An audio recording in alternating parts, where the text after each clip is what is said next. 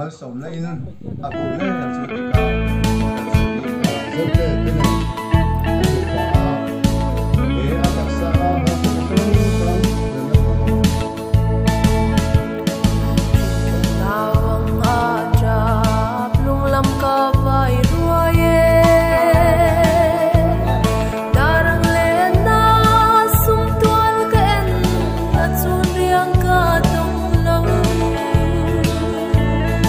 Samang sa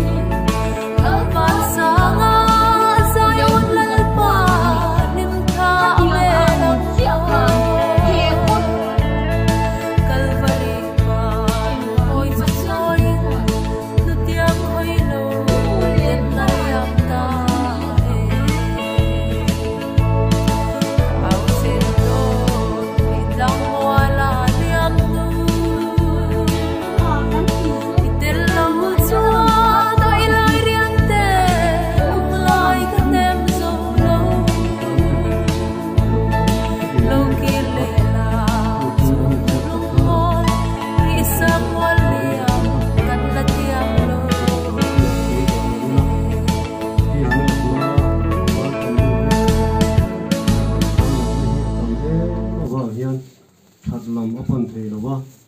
December nisom pathuma khan kafa tekan rona apa anu isonu idia ma yan ya inen ti mai ta chu min ti a andin manin thatha isa te lo ngai nem si a zonu idiam lama chon kanan kal chhota a nisom pathum December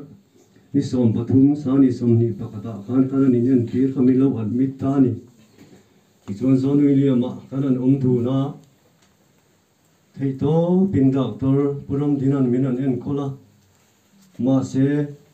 le min pum por te an ji ve dewa